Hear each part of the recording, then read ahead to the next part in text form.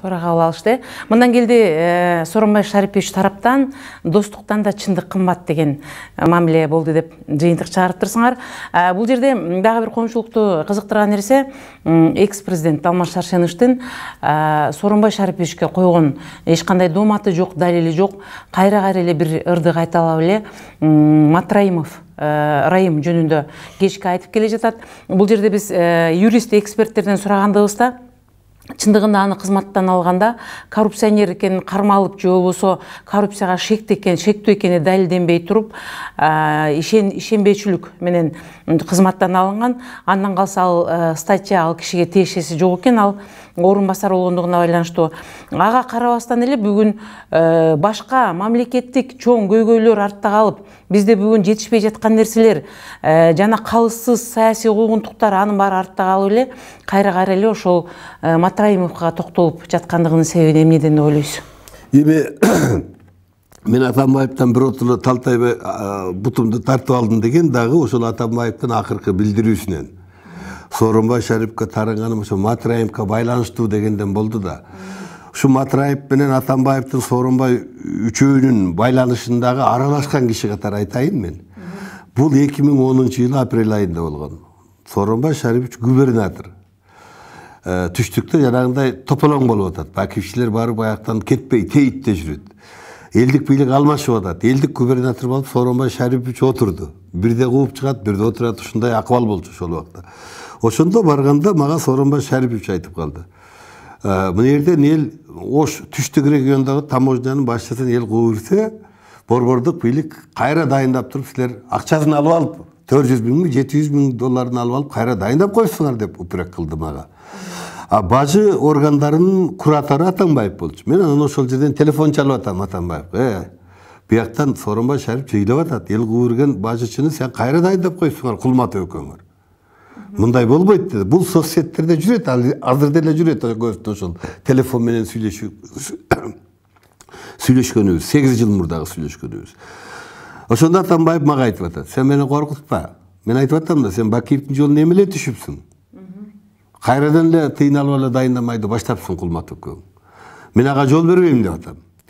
Ага далил бар болчу, анан акча берет. Эгер ушинтип кое берсең, эми Сооронбай айтып атат да мага, губернатор айтып атат да.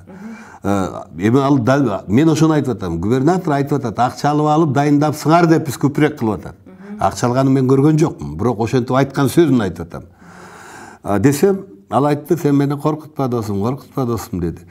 Вот кече билдирүүндө айтып атат. Мен 23-үндө эми 7 жылдан кийин ошо кызматтан кетеринде. Эртең Сооронбай 24-ноябрда отурарда, бул 23-ноябрда аны кызматтан ал деп Сапар Исаковго айтып атат. Эмне үчүн 7 жыл отурду анда сен менен ошол иштеп?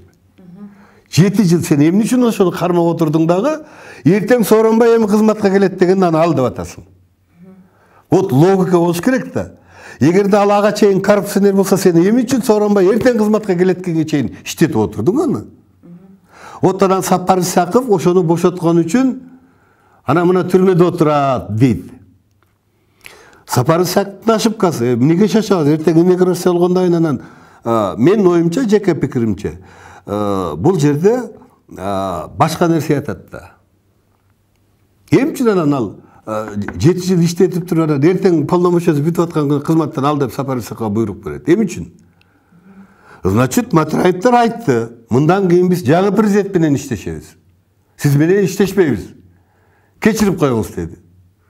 Жок, андай эмес. Ал президент мен айтканыма чыкпай, сен мен менен кызматташа бересиң деди. 7 жыл кызматташтың беле, так ошондой кызматташа бересиң деди.